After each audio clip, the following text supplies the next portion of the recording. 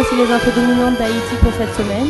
Le dossier dominicain haïtien, l'affaire Jean-Dominique, l'épidémie de choléra en Haïti et les informations de la communauté haïtienne de France. Dominicain haïtien. La première ministre de Trinidad et Tobago, Kamla Persad Bissessar, est intervenue une nouvelle fois sur le dossier de la dénationalisation de centaines de milliers de Dominicains d'origine étrangère, particulièrement haïtienne, suite à une décision jugée raciste de la Cour constitutionnelle de la République dominicaine.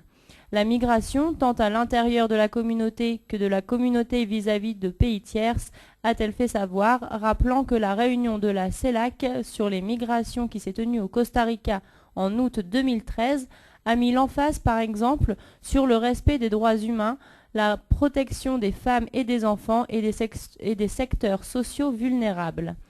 Affaire Jean-Dominique. 9 proches du parti Famille Lavas, dont l'ancien maire adjoint de Port-au-Prince, Gabriel Harold Sévère, Annette Auguste et Franz Camille, sont inculpés dans le rapport de la Chambre d'instruction criminelle de la Cour d'appel de Port-au-Prince sur le dossier du double assassinat du journaliste Jean-Dominique et du gardien de la station radio Haïti Inter, Jean-Claude Louissin.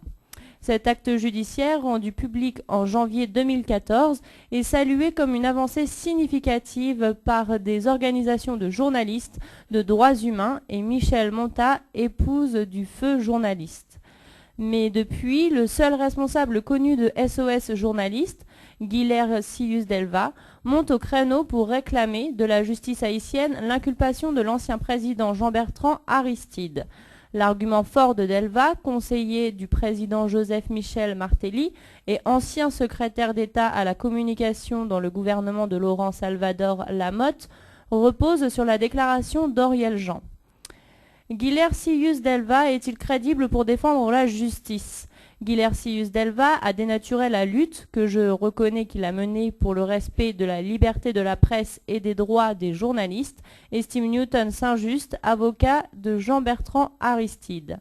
L'avocat Saint-Just pense légitime de s'inquiéter d'une quelconque utilisation personnelle et politique du dossier par Delva, vu son accointance avec le pouvoir rose et vu que les autres membres de cette commission indépendante d'appui aux enquêtes relatives aux assassinats de journalistes n'affichent aucune position publique.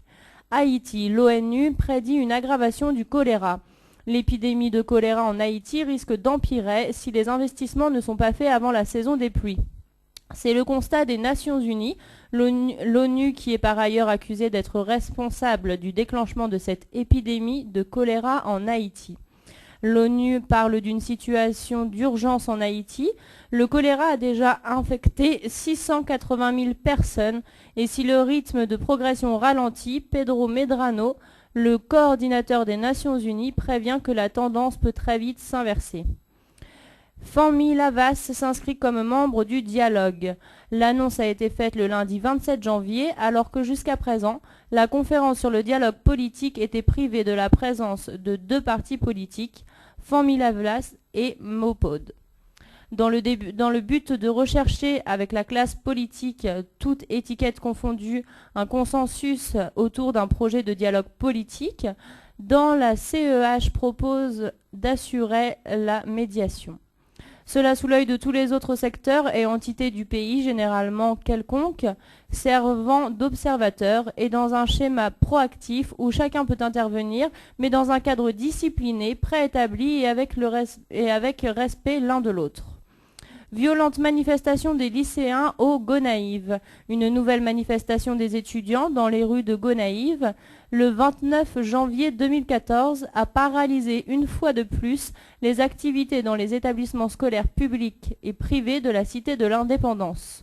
Une très mauvaise situation pour le gouvernement actuel qui a réformé l'éducation en Haïti alors que des parents inquiets se précipitaient à la recherche de leurs enfants. Le ministère n'est pas insensible aux revendications des professeurs. Il est en train d'investir beaucoup pour améliorer le système. En décembre 2013, plus de 400 enseignantes et enseignants dans l'Artibonite ont reçu leur lettre de nomination, indique Laurent. Haïti au 2e sommet de la CELAC à Cuba. Le deuxième sommet des chefs d'État et de gouvernement de la communauté des États de l'Amérique latine et de la Caraïbe a pris fin mercredi à La Havane durant les 2 jours de discussion. Les États de l'Amérique latine ont prôné l'unité face aux États-Unis d'Amérique. Le président Michel Martelly a participé au sommet avec plusieurs membres de son gouvernement. Haïti-Atlanta. Routes impraticables, vols annulés, écoles fermées et magasins dévalisés. La situation ne devrait pas s'améliorer puisque les températures devraient atteindre dans les jours à venir jusqu'à moins 35 degrés. Des milliers d'automobilistes demeuraient coincés sur une des principales autoroutes de la ville mercredi soir, tout comme une poignée d'élèves qui ont passé la nuit à bord d'autobus scolaires. De nombreux résidents haïtiens ont ouvert leurs portes à des inconnus pendant que des bénévoles affrontaient le mauvais temps pour ravitailler les automobilistes coincés dans leurs véhicules. Le consulat général d'Haïti de cette ville fermée depuis mardi devrait reprendre ses services ce vendredi 31 janvier 2014 à partir de 9 h du matin. Les informations de la communauté haïtienne de France. Dimanche 2 février de 14 h à 18 h au Radisson Blu Hotel se tiendra une exposition vente de peintures et d'objets qui permettra également de découvrir l'artisanat haïtien.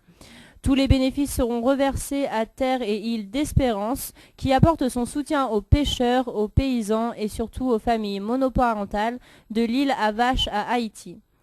33 avenue Édouard Vaillant à Boulogne-Billancourt se tiendra la soirée d'hommage à l'engagement et à l'action du docteur Antoine Fritz Pierre le samedi 15 février 2014 de 19 h 30 à 22 h. Le premier sommet européen de la diaspora haïtienne se tiendra quant à lui le samedi 3 et le dimanche 4 mai 2014 à la ville de Deuil-la-Barre. Voilà, c'est les infos dominantes d'Haïti pour cette semaine. À bientôt.